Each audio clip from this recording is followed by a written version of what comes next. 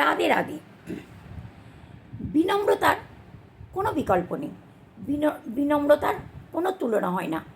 আজ একটা ছোট্ট কাহিনি শোনাচ্ছি। এই বিনম্রতার একটা গুরুকুল ছিল, সেই গুরুকুলে একটা লোক ছিল।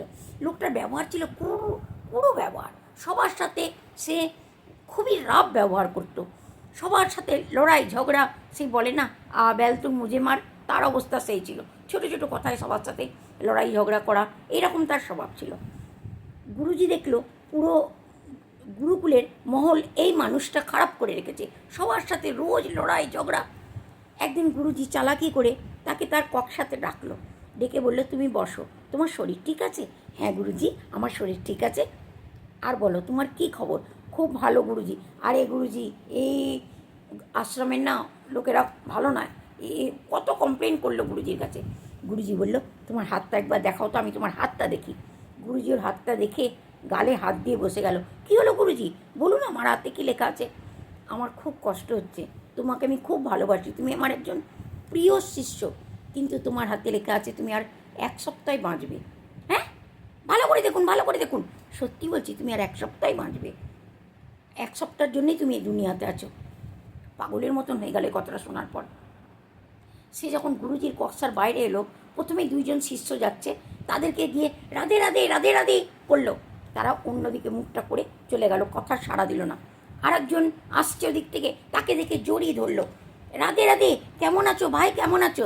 ছাড়ো, আমি ভালো আছি। কেন, কেউ ওর সাথে কথা বলা পছন্দ করে না। কিন্তু এই বিগত 3-4 দিনের ভেতরে ও সবার সাথে এমন আপনাপন করে নিল, সবাই বলছে, আরে মানুষটার মধ্যে সত্যিই তো পরিবর্তন হয়েছে। সবাইকে যেচে যেচে সবার কাজ করে দেওয়া, সবার সাথে রাধে রাধে করা, সবার সাথে গলা মিলা, এরকম করে স্যার দিন কাটতেছে। দেখা গেল একটা টাইমের পর 4-5 দিনের ভেতরে পুরো গুরুকুলের সবাই একে স্নেহ এবং পেয়ার করতে শুরু করে দিল। 7ওয়া দিন এসে গেল ধীরে ধীরে। 7ওয়া দিন যখন এলো, সে গুরুজির কক্ষাতে এলো এবং পুরো গুরুকুলের সবাই কাঁদছিল সেদিনকে। আজকে 7 দিন তুমি চলে যাবে, তুমি এত ভালো মানুষ। 7 দিনে সে এত ভালো মানুষ হয়ে গেল।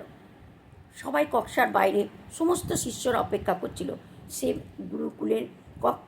গুরুজির কক্ষার ভেতরে গিয়ে বলল, গুরুজি, আজকে 7ওয়া দিন, আমি চাই আপনার সাথে একটু সময় কাটাতে। বলছে, তাই আজকে 7ওয়া দিন? হ্যাঁ, আমার মনে আছে, কিন্তু তোমাকে আমি একটা কথা বলবো। তুমি দেখো কক্ষার বাইরে কত লোক তোমার জন্য অপেক্ষা করছে। কেন করছে জানো তো? তোমার এই 7 দিনের ব্যবহারের জন্যে। আমি তোমাকে মিথ্যে কথা বলেছিলাম, তোমার জীবনে কোনো 7 দিন পর কোনো সংকট নেই, তোমার অনেক লম্বা আয়ু আছে। আমি তোমার ব্যবহারটা পরিবর্তন করার জন্য বলেছিলাম। আর এই 7 দিনে তুমি দেখো পুরো গুরুকুলটাকে তুমি তোমার নিজের মধ্যে নিয়ে নিয়েছো। আজকে দেখো তোমার জন্যে কক্ষার বাইরে দেখো সবাই কাঁদছে। প্রত্যেকটা মানুষের জীবনে এরকমই হওয়া দরকার। এমনভাবে বাঁচো, তোমার জন্য কেউ কাঁদুক, তুমি চলে যাবে কিন্তু তোমার জন্য কেউ কাঁদুক, এরকম ব্যবহার করে যেও না যে তুমি চলে যাওয়ার পর সবাই বলবে ভালো হয়েছে চলে গেছে।